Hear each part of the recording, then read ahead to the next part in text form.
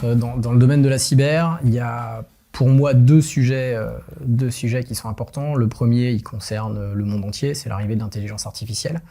Pour le coup, c'est un choc. Alors c'est fin 2023 qu'on en entend beaucoup parler. On l'utilise et on sait que ces technologies-là sont en train d'arriver, on le sait depuis très longtemps, il n'y a pas eu de nouveauté absolue. Par contre, ça s'est complètement généralisé, démocratisé, et puis c'est accessible à n'importe qui. Alors, c'est surtout utilisé pour faire de la création, aujourd'hui, de contenu, donc des images, des vidéos. Là, très récemment, on a encore vu des trucs assez hallucinants qui font de la génération de vidéos sur la base de prompts, des textes, ChatGPT, Padre chez Google, des solutions comme celles développées par Mistral donnent des résultats qui sont incroyables. Mais c'est vraiment, en tout cas c'est comme ça que moi je le perçois, très centré sur le monde de la création. Moins dans le domaine de la cyber. On sait que ça va arriver. Concrètement, quelle forme ça va prendre aujourd'hui, il y a pas mal de spéculations par rapport à ça, donc on n'y est pas encore tout de suite, voilà, sur une généralisation de l'IA dans le domaine de la cybersécurité. Le deuxième point, il est très particulier à la France, c'est l'organisation des JO. Donc on a beaucoup de clients qui, de près ou de loin, en étant sponsor ou en étant directement impliqués dans la gestion des infrastructures, dans voilà, tout ce qui va tourner autour de l'organisation de cet événement-là, qui sont concernés directement par cet événement-là. On sait que c'est un moment qui intensifie la menace cyber, encore plus dans un contexte géopolitique.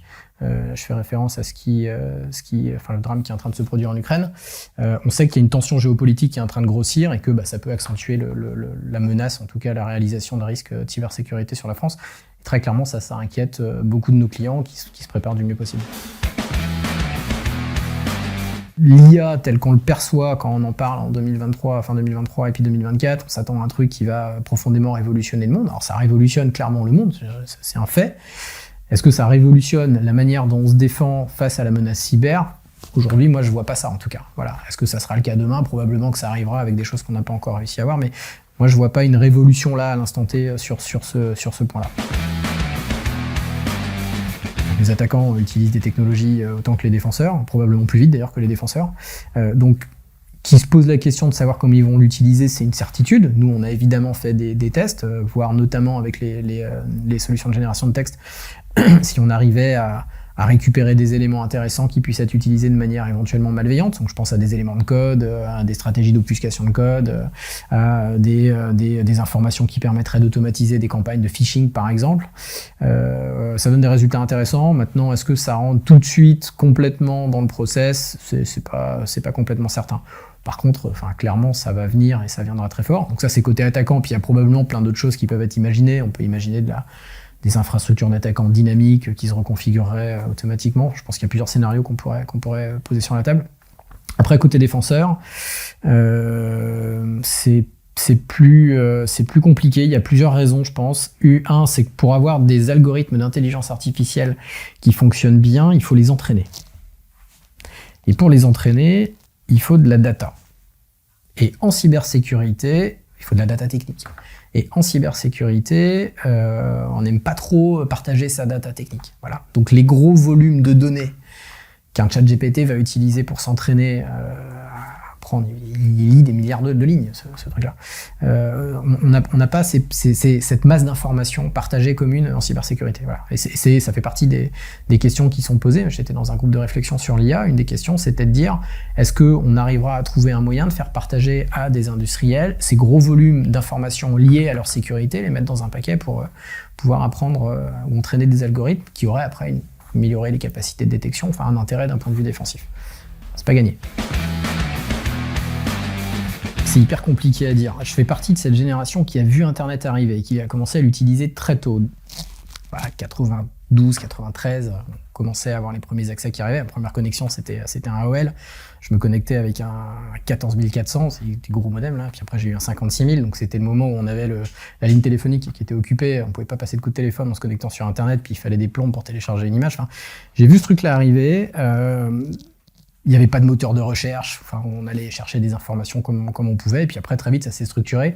Il y a un potentiel colossal qui s'est ouvert dans un monde hyper ouvert, justement.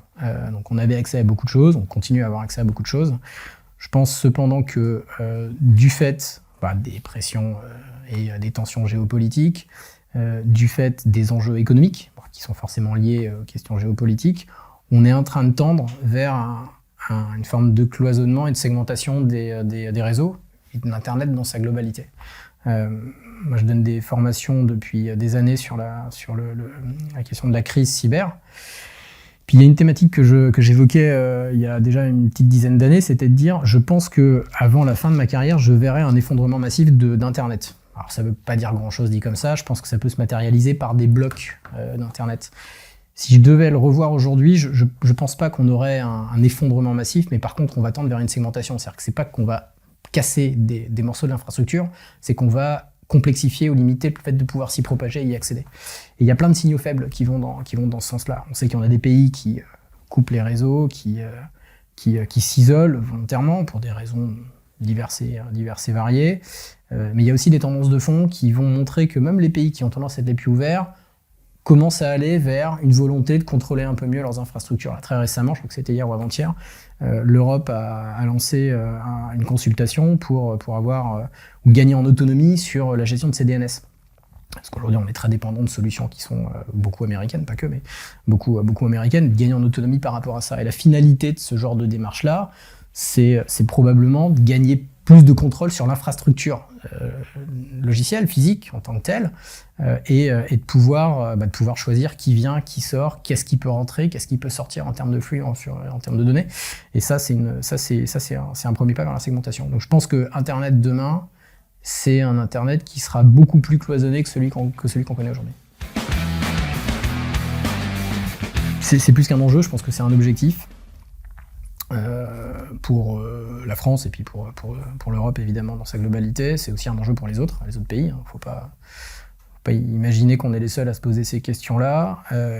C'est un enjeu qui est compliqué à réaliser parce que les réseaux informatiques, les outils qui sont utilisés par les entreprises ont été massivement déployés sans nécessairement poser cette question du besoin de souveraineté. En clair, on va utiliser des solutions qui sont pas souveraines. On va les utiliser massivement, on va en être, et on en est déjà très clairement dépendant. Si on fait référence à ce qu'on évoquait juste avant sur la partie de l'intelligence artificielle, bon, il y a des solutions comme Mistral qui sont françaises et européennes et qui sont hyper légitimes d'un point de vue technique. On espère qu'elles auront le poids et la place qu'elles doivent avoir dans la compétition qui est en train de s'ouvrir sur le champ de l'IA. Les gros acteurs, avec les milliards d'investissements, ils sont majoritairement américains. Donc, je pense que s'il y a un enjeu à formuler autour de cette question de la souveraineté, c'est de faire en sorte qu'elle se mette vraiment en place de manière à ce qu'on n'ait pas un bis repetita avec ce qu'on a pu voir sur les autres enjeux du numérique. L'accès à la donnée, l'accès aux services qui ont été gagnés par d'autres nations que les nations européennes. Alors c'est un truc important dans tous les secteurs qui sont justement en train de s'industrialiser, parce que la coopération, ça crée une dynamique de créativité, d'innovation qui est favorable à l'émergence, la consolidation et puis le développement d'un produit. Il y a plusieurs, dans le domaine de la cyber, il y a eu plusieurs initiatives qui se sont mis en place, qui sont vachement intéressantes. Il y a le campus cyber qui regroupe un écosystème d'acteurs, dont Aerium est membre. Il y a le pôle d'excellence cyber, on est membre aussi de cette organisation-là, qui est basée à Rennes en Bretagne et qui regroupe les acteurs. Donc le but, c'est d'identifier des thématiques communes, de voir comment on est capable de travailler ensemble pour être capable de construire, d'agréger des technologies, des services, et puis demain aller un peu plus loin, on est plus fort à plusieurs qu'individuellement. Il y a un autre truc aussi qu'on voit arriver depuis quelques années, alors je le mets probablement au moment du plan de relance, c'est des initiatives de financement sous forme de subventions qui sont publico-européennes et qui ont vocation à permettre à des acteurs, alors plutôt de taille assez petite, de se regrouper entre eux pour construire un projet commun technologique et de pouvoir bénéficier d'un soutien financier de l'Europe et puis des États membres pour pouvoir développer ces technologies-là, quoi. Et ça pour le coup, alors c'est hyper intéressant parce que ça permet d'accélérer et en finançant une roadmap, donc forcément on va l'accélérer et puis lui donner une réalité. Et quand on regroupe des acteurs qui ont des compétences différentes, qui ont une agilité du fait de leur taille et de leur culture, on arrive à avoir des choses vraiment intéressantes. On a plusieurs projets aussi comme ça sur lesquels on travaille avec des partenaires et c'est un truc vachement intéressant. Alors, je pense qu'il y a deux façons de le voir. La première, ce serait de dire le prochain choc cyber, et ça c'est le côté un peu optimiste, ça va être une prise de conscience massive. Voilà. Qui ferait que les gens, je parle de la société civile, prennent conscience du détournement malveillant de l'utilisation des réseaux par certains acteurs étatiques, criminels, ou simplement des gens qui sont en désaccord, qui font de la malveillance, et que ce détournement des réseaux et des services, il est un peu arrivé à la limite de ce que l'on peut faire sans rajouter des mécanismes de contrôle ou en tout cas de fiabilité derrière. Voilà. Et donc ça peut se traduire par peut-être favoriser une utilisation des réseaux sociaux un peu plus raisonnée, pour éviter d'avoir des informations à folie, en passant par le fait de dire ok, c'est moi, Arnaud, utilisateur de tel réseau social qui publie en mon nom officiellement et je l'assume. C'est-à-dire que je ne peux plus cacher mon identité derrière ce type de service-là.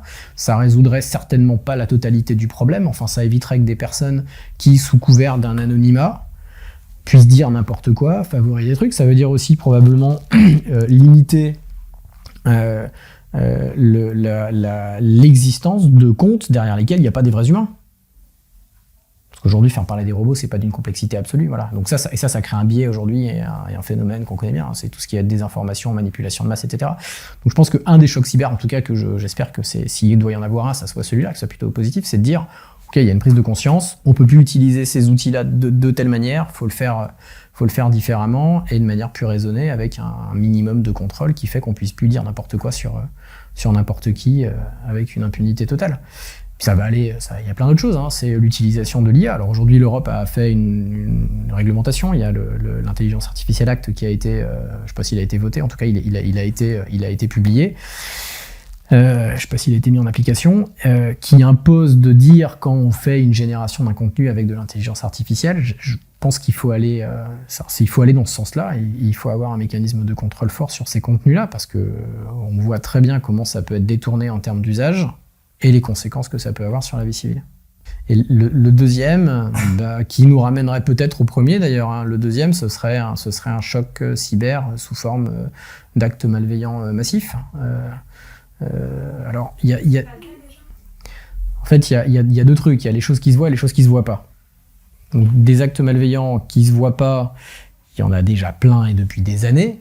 Il y a eu des démonstrations comme quoi certaines élections ont déjà été manipulées en utilisant le vecteur cyber. Donc, on sait que ces choses-là, elles existent, mais ça se voit pas, c'est dilué. Donc, finalement, c'est compliqué d'identifier, de pointer du doigt qui a fait ça. Et puis après, de bloquer et de contrôler, parce qu'en plus de ça, les outils qui sont utilisés pour ces attaques-là sont des acteurs privés qui ne sont pas tous enclins à bloquer. Leur modèle économique, c'est du volume de contenu. Donc que le volume soit créé par des vrais humains ou pas, quelque part, ça fait du volume. Tu vois. Donc ça crée une masse qui va dégager de la valeur. Peut-être que le choc cyber prochain, ce sera celui-là, ce sera une forme d'attaque massive, que ce soit une déstabilisation sur des moments importants de l'humanité ou alors des actes destructifs. Donc on parlait tout à l'heure de l'effondrement de certains blocs d'Internet, ça pourrait être ça. Ça pourrait être d'énormes fuites d'informations. En tout cas, c'est un choc. Donc un choc, c'est forcément quelque chose qu'on n'attend pas et qu'on se prend en pleine face, mais qui sont aussi l'occasion de changer profondément les choses derrière. Je pense qu'on est arrivé un peu sur ces virages-là, quoi. Ou bien on aura un choc qui fera qu'il y aura une prise de conscience et celui-là il sera soft, en tout cas un peu plus, et on changera les choses en douceur. Il y a l'autre mode qui est un choc violent qui fait que ça forcera la prise des consciences. Mais dans tous les cas, il va falloir à un moment qu'il y ait une prise de conscience. Je pense que le métier de la cybersécurité, c'est une très bonne chose, il s'est considérablement professionnalisé. C'est-à-dire que moi, quand j'ai commencé à bosser, un consultant en cybersécurité, il pouvait toucher à tous les métiers, tous les domaines. Alors, on pouvait faire de l'analyse de risque, on pouvait faire de la gouvernance, on touchait vraiment à tous les domaines et puis ça répondait aux demandes des clients, ils n'avaient pas besoin d'avoir une hyper spécialisation. Puis depuis plusieurs années maintenant, on est quand même devenu très très spécialisé. Avec des experts sur la partie détection d'attaque, responsable de SOC, de CERT, c'est un métier c'est un métier passionnant déjà, mais c'est un métier qui est hyper spécialisé. Les auditeurs sont des gars qui ne font que ça aussi. Un auditeur technique, c'est quelqu'un qui a atteint un niveau d'expertise très, très élevé. Ceux qui vont avoir des interventions sur des fonctions un peu plus fonctionnelles vont apporter, parce qu'ils ont fait ça dans plusieurs entreprises, une capacité de comparaison, de benchmark qui est très riche aussi pour les clients, mais ils ne font que ça en fait. Je pense qu'on a une vraie tendance à la professionnalisation. Et un RSSI inquiet pour prendre en compte cette réalité-là de la complexité de la menace cyber. Il va devoir aller chercher des gens qui sont vraiment experts sur chacune des thématiques. Donc je pense que le premier truc à faire pour un RSSI, c'est bien de découper ses objectifs et d'aller chercher les compétences qui vont bien pour l'aider sur ses objectifs, que ce soit du recrutement, que ce soit de faire appel à des externes ou à des technologies qui vont venir aussi répondre à des briques particulières.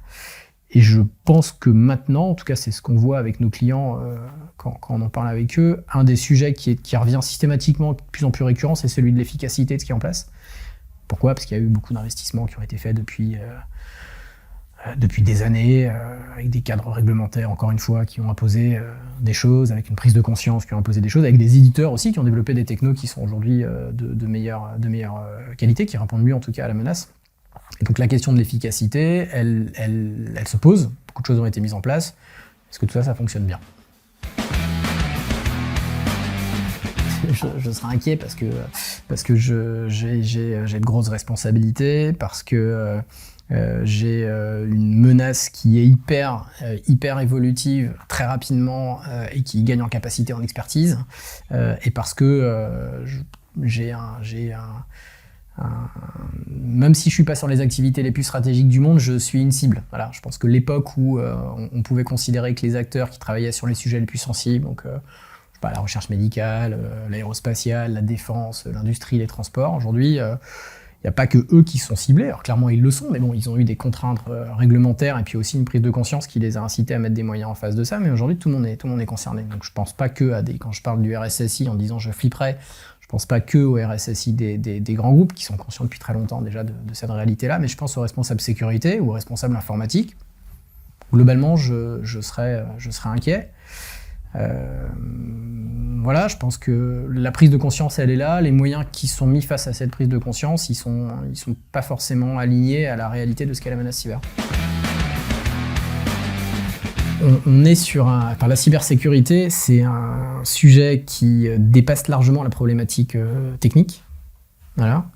Donc on voit bien les enjeux, ils sont organisationnels, ils sont sociétaux, il y a des enjeux d'éducation pour les gamins très tôt à l'école. Il y a des pays comme la Lituanie ou l'Estonie, pardon, peut-être que la Lituanie le fait aussi, qui forment les enfants très tôt à des problématiques informatiques, à qu'est-ce que le code informatique, comment ça se développe et tout. Ça, je pense que c'est des sujets qui sont absolument géniaux. Donc, et ça fait partie du champ cyber. Si on forme bien les citoyens, ils seront moins susceptibles de tomber dans des pièges ou en tout cas d'être sensibles à des manipulations ou à des actes de désinformation plus tard. Donc, je pense qu'il y a un enjeu aussi sur ces thématiques-là. Et on a un sujet de recrutement.